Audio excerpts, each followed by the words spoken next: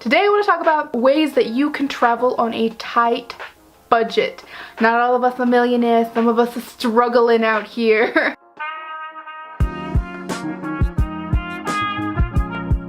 Hello Earthlings, I'm Imani. Welcome to Imani Wanders, where we talk about travel and living your best life. I kind of like my hair this length. I'm feeling very Hillary Banks, very sophisticated. You know, travel is not the least expensive thing in the world. It can be a very expensive addiction. I haven't been doing a lot of traveling because I am saving for a big trip. Tokyo 2020, let's go, let's do this. I wanted to do Tokyo and then Thailand and then I don't know, we shall see. So you want to travel, but you're on a tight budget. Maybe you're a college student like me.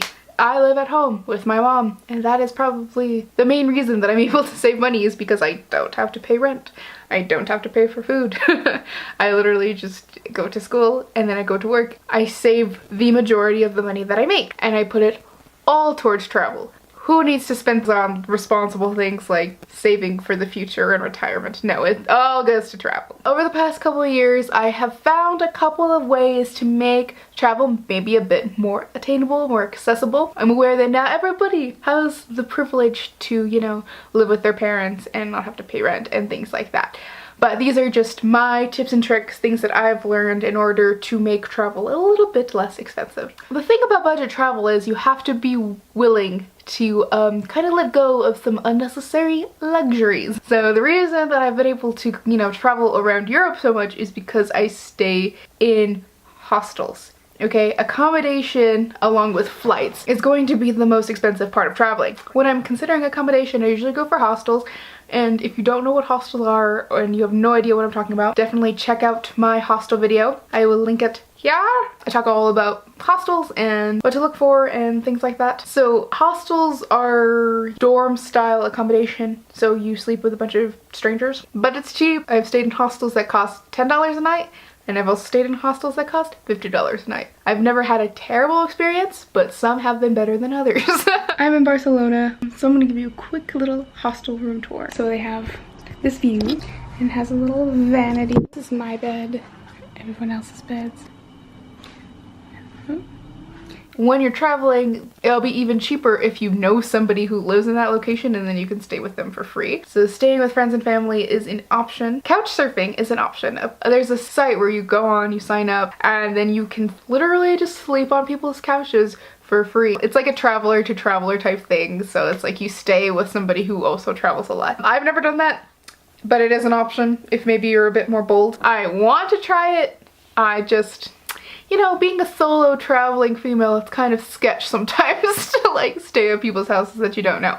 But one day I'm gonna try it, alright? There's Airbnb. Airbnb sometimes, in some places, can be even cheaper than hostels, depending on where you go and what you're doing, because, you know, if there's only like a couple of hostels in that area, they're going to raise the prices. Like, they're aware, so they're going to take advantage of that. And if you haven't stayed in Airbnbs or you don't know what Airbnbs are, you pay to stay in somebody's home. You can either rent out the entire place or you can just rent out a room. Don't be afraid to, you know, step out of your comfort zone a bit, and instead of renting out the entire place, which would be too expensive, just rent out the room, because you never know, you meet some really cool people when you do things like that. Also, read the reviews. I mean, that's just a given. Come on, it's 2018 and you need to be reading the reviews. Always look and see what other people have said about hostels or Airbnbs or any kind of accommodation before you book it, just so you know what you're getting yourself into, and then you can prepare or plan accordingly. Another one, if you're feeling a little bit more bougie, is Hotel Tonight. It's an app you can download on your phone, and it basically gives you a list of hotels that are going for a cheaper rate that evening, because what hotels do is they try to get as many people to stay there as possible. So if like not anybody has booked the room, they'll like discount it and then you can book it and then you get it for cheaper. It's still gonna be pricier than like a hostel or whatever, but it's something to look into if maybe you have a little bit more flexible budget. Okay, flights. Flights, I feel like I can do a whole video just on flights. So I will probably do a separate video just on flights. But my main tips are flying during off season. I would book trips around, you know, like fall, winter, not during Christmas. but you know, in the winter months, February, because not very many people are traveling during this time, so prices are going to be lower. Whereas during summer and peak seasons, spring break, things like that, airlines are going to up the prices because they know you're going on a trip. And you know, capitalism.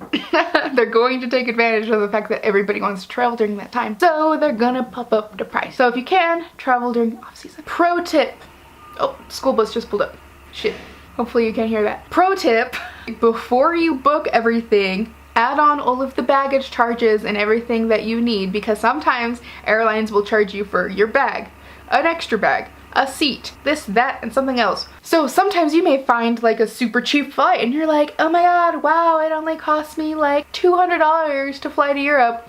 Which I did once. Actually, it was like $350 to fly round trip from, I think, LA to Germany? Something like that. 300 bucks. Wow Air. Don't do it. Oh, gatito. Hello. I mean, do it because it's not that bad. I mean, if you're young and, you know, patient like I am, you could totally do it. However, it was not the greatest experience. These really cheap flights like Wow Air, they love to add on random fees to things. Your bag is gonna cost money, the seat is gonna cost money, and then there might be some other weird fee. Take that into consideration, and then that cheap flight might actually be just as expensive or more expensive as the other flights you were looking at. So you might as well just go with the little bit more expensive flight that has everything included instead of going through the cheap ass airline like Wow Air. Dear God. That maybe wasn't so accommodating.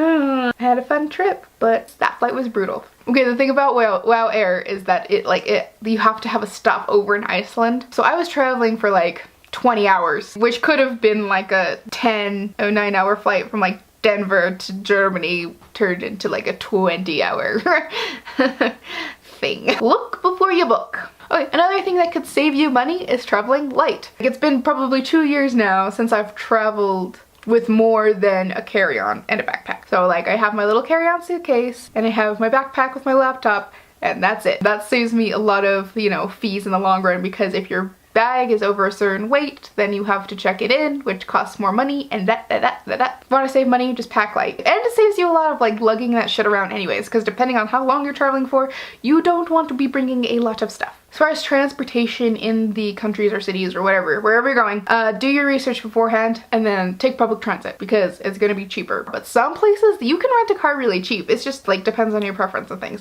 I really like taking public transportation, and I really like walking. Walking is free. If you are able, walk. I love just walking around cities. The first time I went to London, I think we walked like 10-12 miles within the first day, because we were just having fun walking around and seeing all the things that we didn't need to take public transportation, because we were just having such a good time walking around and seeing all the things. There will definitely be people trying to scam you, especially if you look or sound like a tourist, as far as it goes for taxis, because I know some people like to taxi from the airport to wherever they're staying, so just be aware of that. They will try to charge you more if you are foreign, so don't fall for them scams. When it comes to comida, of course, you know, if you're staying in a hostel or an Airbnb, it's gonna be super easy for you to make your own food, which will save you a lot of money. This is what I would suggest, especially for long-term travel. Stay in places where you can cook. Also, if you don't know, you can bring food through security as long as it's solid, so don't bring like Jello or like Go-Gurts or something weird. So you could totally just pack a sandwich, and then you won't have to pay for some nasty ass, mediocre, highly priced, cost you an arm and a leg to buy food at the airport. I have a lot of feelings about airport food. I hate it. So if you can, pack some snacks, pack a sandwich, and save yourself some money. Also, bring a reusable water bottle. We're saving the world out here, okay? One less plastic thing at a time. Of course, you gotta make sure that the water is safe, blah, blah, blah, blah. I don't know where you're traveling to, you never know. So nightlife can be an expensive part of any vacation. So here are a couple tips on how you can go out, have a good time, get your drink on, but, you know, not spend a gazillion dollars doing so. And, you know, nightlife can be so fun to experience in another country. I love going out, you know, overseas. Here, not so much. Overseas, love it. So of course, any college student will know this. Buy your liquor, your booze, your wine, whatever, buy it at the grocery store, and then pre-game. You'll save a lot of money if you show up and you're already buzzed. Okay, and then if you want to have a drink while you're out, stick with the local beer. I mean, in my experience, that's usually the cheapest option as far as drinks go. Tip, get to the club early. I know it's not fun to be there at like 10 p.m., 9 p.m. or whatever when there's nobody there. But you know, if they start charging you at a certain time, be there before they start charging you. You know what I'm saying? Just remember that $20 entrance fee that you would pay to get into the club could be your meals for tomorrow. So get there early. Activities. So this is where I think you should splurge, because I mean, what you're doing in the country will like make or break your trip, right? So of course this is where you should make sure that your budget covers what you want to do. I went to Venice, Italy, and I was like, I'm gonna freaking ride in the gondola. I don't care how much it costs. And then I got there and it was $80 to ride in a gondola in Venice. The guy gave us a discount because we're like, we're students, can we have it for cheaper? I think we were able to ride it for like $60 or something like that. I mean, it was worth it. I lived my dream. I wanted to go to Venice and ride in a gondola since I was little, so I was like, worth it.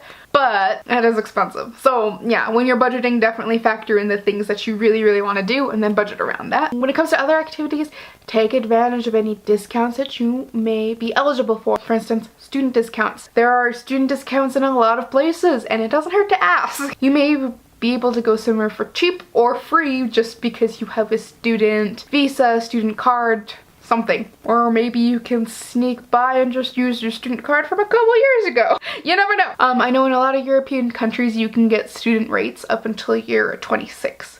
So if you're a youngin', take advantage. I was able to get into the Louvre for free with my student visa. I think it's like $30 to get it or so.